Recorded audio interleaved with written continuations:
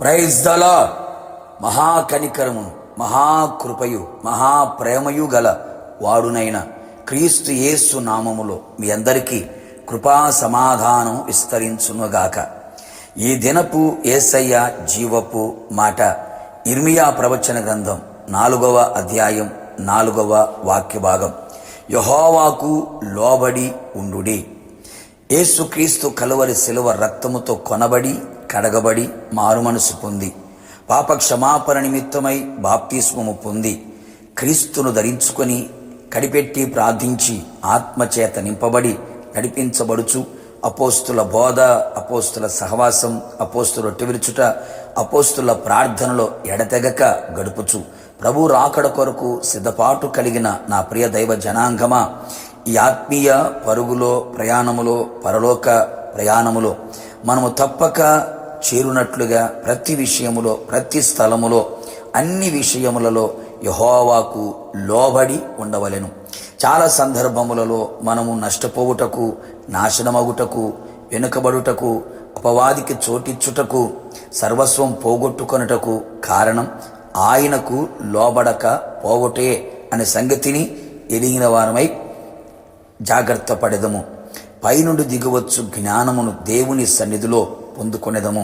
ఎందుకనగా ఆ జ్ఞానము సులభముగా ఆయనకు లోబడినట్లుగా చెయ్యును గనుక ఆయన మాటకు లోబడదుము. ఆయన మనకు విధించిన ప్రతి ఆజ్ఞలకు, కట్టడలకు, విధులకు లోబడదుము. అనేక సందర్భములలో ఆయన మాటకు, ఆజ్ఞకు లోబడకపోవుట వలన శాపమును పొందిన వారమై లోకములో అన్యజనుల దృష్టికి శాపాస్పదముగాను, నిందాస్పదముగాను, అవమానాస్పదముగా నిలిచితిమి. సింహాసనమును పోగొట్టుకొనిన వారు కూడా మనకు కనబడుదురు. ఆయన గద్దింపునకు మనము లోబడుదుము. ఆయన గద్దింపునకు విసుకవద్దు. తండ్రి తనకిష్టమైన కుమారుని గద్దించు రీతిగా యెహోవా తాను ప్రేమించు వారిని గద్దించును గదా. ఆయన మనను గద్దించినప్పుడు లోబడెదము, ఆయన ప్రేమను గ్రహించెదము.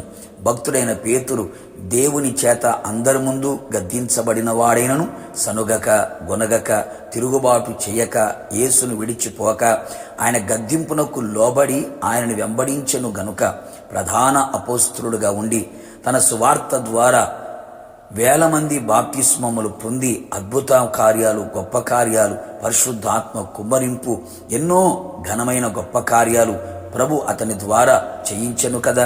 ఆయన బోధించే ప్రతి ఉపదేశమునకు మనము లోబడవలెను. ఆయన ఉపదేశము మనకు తెలివిని, జ్ఞానమును, వివేకము కలుగు చేయును. లోకములో చెడిపోయిన అపవిత్రమైన ఉపదేశము కలిగి ఉండగా యేసయ్య ఉపదేశం పవిత్రమైనది, పరిశుద్ధమైనది, జీవపు ఓట వంటిది. ఆ ఉపదేశమునకు ఎల్లప్పుడూ లోబడెదము. దేవునికి లోబడి అపవాదిని ఎదిరించినప్పుడు అపవాది మన యొద్ద నుండి పారిపోవును కదా. అవును, ప్రతి విషయములో ఆయనకు లోబడి అపవాదిని మనం ఎదిరించదము. అపవాది ఆగడములు అంతమవును, అపవాది క్రియలు నిమ్మలమగును. వాడు మన యొద్ద నుండి పారిపోవును, మనకు జయము కలుగును. ఆయన మన యొద్ద నుండి తొలగిపోకుండునట్లు, మన జీవితం పాడైన నిర్మానుష ప్రదేశం కాకుండునట్లు ఆయన శిక్షకు లోబడదుము. అవును ప్రియులారా, మనము ఆయన పరిశుద్ధతలో పాలు పొందుటకు మన మేలు కొరకే ఆయన మనను శిక్షించును. శిక్ష క్రమశిక్షణకే అని గ్రహించి శిక్షకు లోబడదుము. ఎఫ్రాయిము కూడా శిక్షకు లోబడిన వాడై దేవుని కరుణ పొంది ఆయన ముద్దు బిడ్డగా మార్చబడను కదా. నిశ్చయముగా మనమందరము ఆయనకి అన్ని విషయములలో లోబడుదుముగాక. ప్రార్థన. ప్రేమాస్వరూపి పరిశుద్ధుడా, జీవాధిపతి, మీ పాదములకు స్తోత్రం.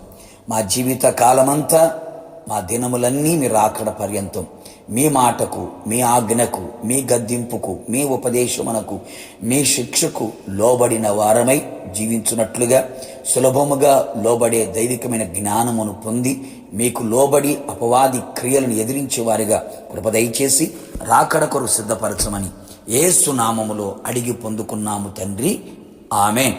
నిశ్చయముగా మీరును మీ కుటుంబ సభ్యులందరూ జీవిత కాలమంతా యేసయ్యకు లోబడి ఉందురు గాక. God bless you.